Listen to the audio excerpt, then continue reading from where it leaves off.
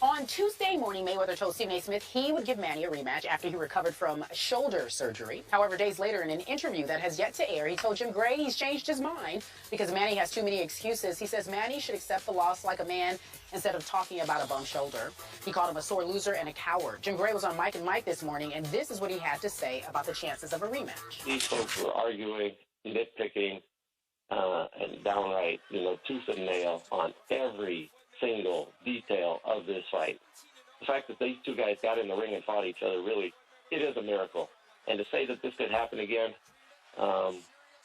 you never want to say never, but I would say the chances of that are way less than zero, whatever that numerical circumstance would be. It's just not going to happen. All right, so that's Jim Gray's take on it. Stephen A., you see a rematch happening? No, I lean towards Jim Gray. You can never say never. Anything's possible, but I think it'd be highly unlikely, especially since Mayweather's of the mindset that, you know what, he can't win no matter what happens. Unless he sit there and put Pacquiao to sleep the way Marquez did, nothing is going to suffice. And I don't blame him, to be quite honest with you. It's just not worth it, especially when he's already paid. He's not the one that needs the money. He's the one that's got worth over $500 million at least. He's chilling. He doesn't need Manny Pacquiao. I mean, the fact is the fight took place. He won by decision. I thought he outboxed him. Skip thought Manny Pacquiao win. Now he's got Eva Longoria in his corner along with Evander Holyfield. No, Stephen A., he was just saying that during the commercial break. He just said, now it's it. It's like, listen, the bottom line is that why bother? Why bother? There are other opponents out there to fight.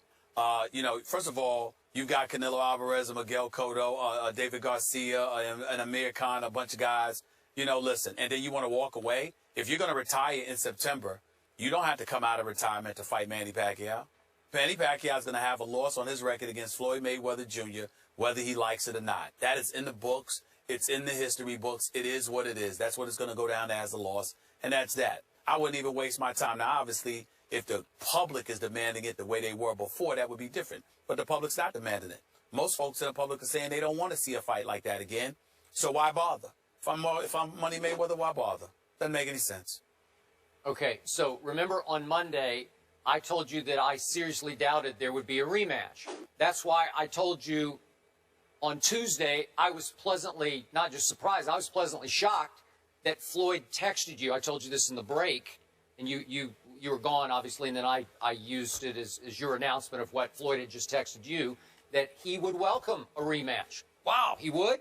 So help me out here. What changed, do you think, in Floyd's mind from that moment on Tuesday morning, Eastern time, obviously? Because I think Floyd was under the impression that Manny Pacquiao initially was saying, I wasn't at my best because I got hurt during the fight. It was in the aftermath of all of it. When Floyd and I spoke Sunday morning, he said, excuses, no excuses. But that's all he was saying because he was simply of the mindset that he thought Manny Pacquiao was saying, I got hurt during the fight. That's why I wasn't at my best. What has annoyed Floyd to no end, and Dan Rayfield will confirm this for you as well. Dan Rayfield and I spoke yesterday as well via text. Floyd Mayweather is disgusted and annoyed that so much noise is being made about what Manny Pacquiao's conditions were coming into the fight. If Manny Pacquiao were to say, I was fighting and while we were in the ring this happened, Floyd might be annoyed, but he wouldn't be insulted. But the fact that Manny Pacquiao is claiming that I had this happen to me before the fight even began, I kept it from the Nevada State Athletic Commission, so did my promoter, so did my trainer and stuff like that, he feels is completely disrespectful and totally discrediting him and the overall fight itself. So Floyd is like, look, I don't need you. Now, also, I would like to point this out. This is according to folks inside the Mayweather camp. I don't know if it's true or not, but I need to tell you this. They're of the mindset, because remember, they were the promotional arm. So all the paperwork comes through them. And from what I heard, Manny Pacquiao got considerably less than he was supposed to get because most of the money went, whether it be the top rank or somebody else. So that's another thing that infuriated Floyd, because Floyd's mentality is that I offered you $40 million up front. I offered you $40 million. I told you I'd wire you $20 million within 48 hours. And you turned that down because you kept bloviating about how this was supposed to be a mega fight and you deserved your large share. and I was giving you more money than you ever got before. And then you make this deal, and then you end up getting even less than I offered you? Oh, Floyd's ticked on a multitude of levels. They're not going to elaborate about this publicly, at least not yet.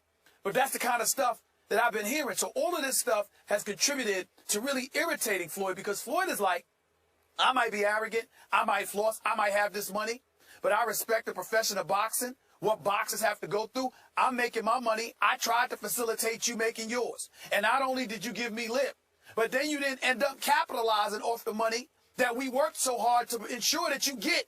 And then afterwards, you're gonna come out after the fight and claim that you were hurt coming into the fight, totally discrediting me in every way. Why should I waste my time with you when you're the one that needs the money, not me? That's his attitude, Skip.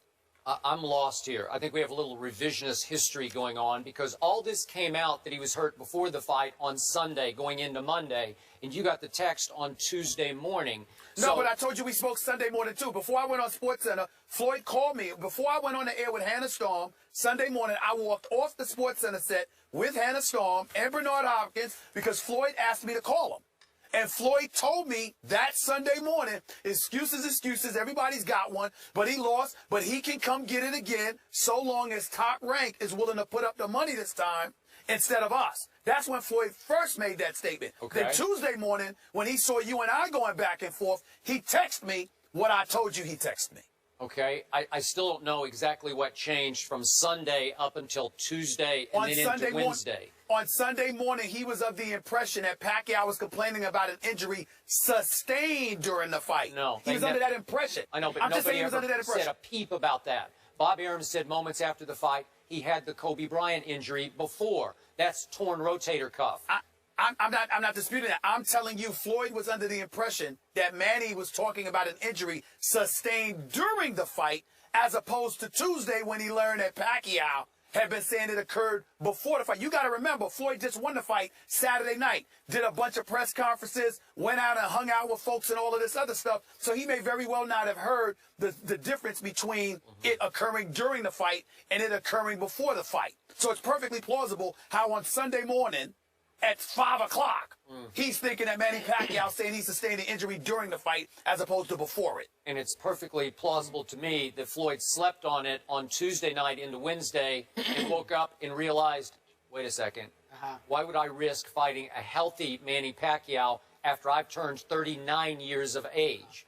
Now, maybe that's cowardly. I don't know, but I'm just throwing that out. Who looked like the younger fighter? Who looked like the younger fighter with better movement in the fight? As the fight went on, Pacquiao did. Okay. In round one, when you leap to your conclusion. Why are you asking these questions? No, I'm good. I'll make a good answer. See, where Manny Pacquiao did himself the most damage was he came out in round one without the benefit of getting the pain-killing shot he thought he was going to get.